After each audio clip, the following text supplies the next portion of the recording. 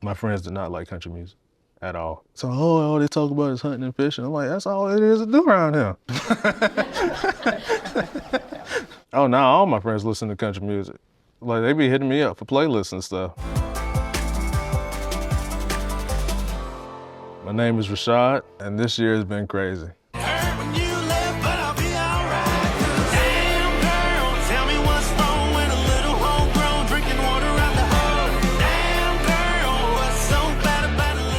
Got to make my debut at the Grand Ole Opry. Ladies and gentlemen, Rashad! Man, it feels good to be in the circle. Did Nissan Stadium at CMA Fest. Got the key to the city. Got my own day, Rashad Day. Now I'm here at CMT. I used to watch this when I was little. Now I'm on it. The way I would describe my music is a little bit of everything. A little bit of hip hop, a little bit of rock. That's whatever I'm feeling at the moment. I always wanted to find my own lane in country music. My music don't sound like all the other country music you hear, which ain't a problem. It's just that many black country artists. Every day I get a comment about, oh, this ain't country music, or oh, he wearing a chain, this ain't country music, or oh, he got twists in his hair, this ain't country music, or oh, this ain't country music, he just sound country. I might not be the face you see when you think of country music, but it's in my soul. Did you ever think that a career in music would be a reality? I prayed that it would. I prayed that it would be a reality. I wasn't sure though, because I'm like, I come from Willacoochee, Georgia. There ain't that many people making it out of here doing music. I'm from Willacoochee, Georgia. It's a population of like 1,200. When I was working with my daddy, he would listen to songs like Drive by Alan Jackson and I Got the Tiger by the Tail by Buck Owen.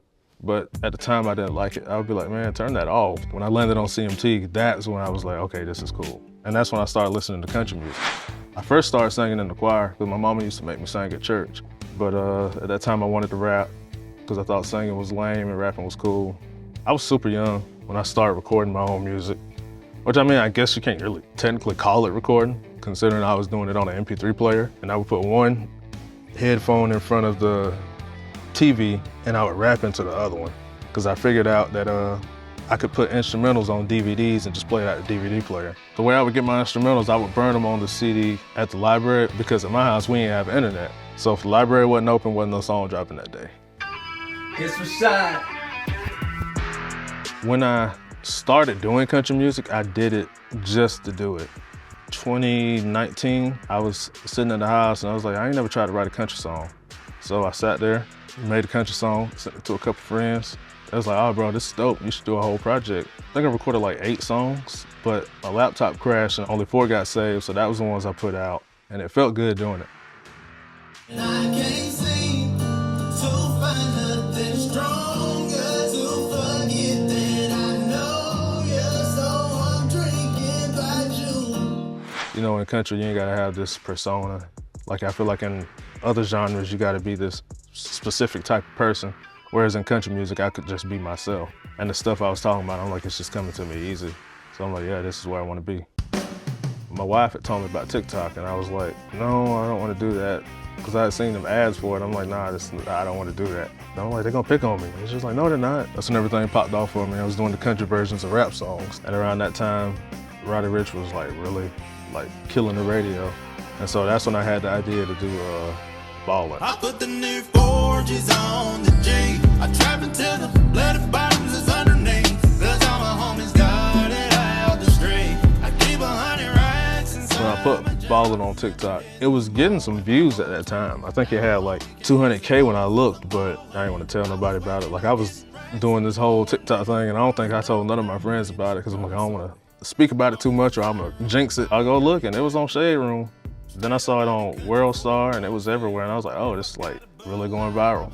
I think I got like 30,000 followers that day. I don't know, it was crazy. I think it showed me that, oh, you can actually like achieve that dream. So you need to keep going for this. And so I just kept going. I would find a song that morning and I would record it and post it that same night, like all week long. I was doing it more than my homework because I was still in college at the time. Girl, you got me higher than them Georgia pines. And it don't matter what I do, can't get you off my mind. I entered Breland's songwriting contest that he had on Instagram for his song, In the Woods. I did this verse on it, posted it, and then he hit me up and said I won. And And he was like, yeah, Chase Rice and Lauren Elaine are gonna record y'all verses. I was like, what? I think that was my first major like writing cut from a contest.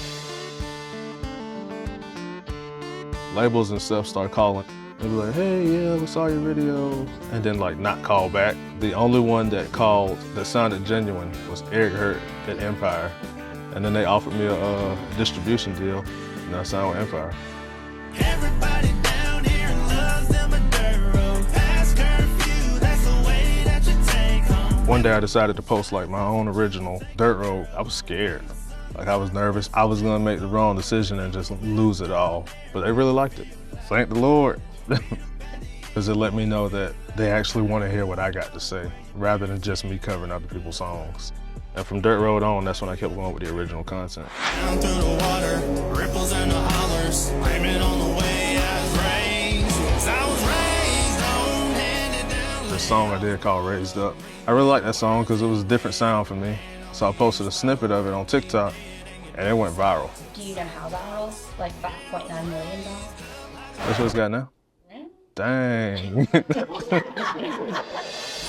Raised Up ended up hitting #1 on iTunes and was #4 on Billboard's country digital sales charts, where artists like Luke Combs and Florida Georgia Line, a Little Big Town. I don't know, it's just crazy that people took time from listening to these superstars to check my song out.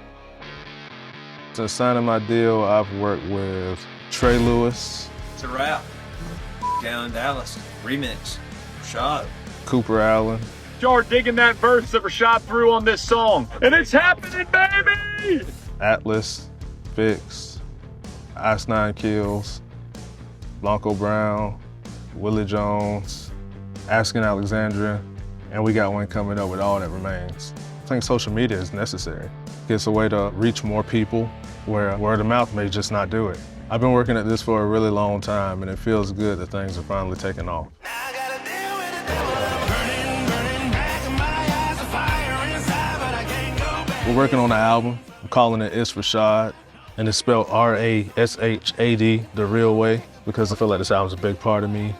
I've been doing music in Nashville for like 4 years, and I feel like I've been steadily gaining a fan base, and I feel like they're ready to hear a whole project from me. At the end of last year, I told myself that I was gonna start being more open with my fans, about me personally, so I can connect with them more. I just want my fans to know that I appreciate them. And like, I know I don't make like a sentimental post, and that's just because I'm bad at it. And I got anxiety, and I hate talking, but I do appreciate y'all.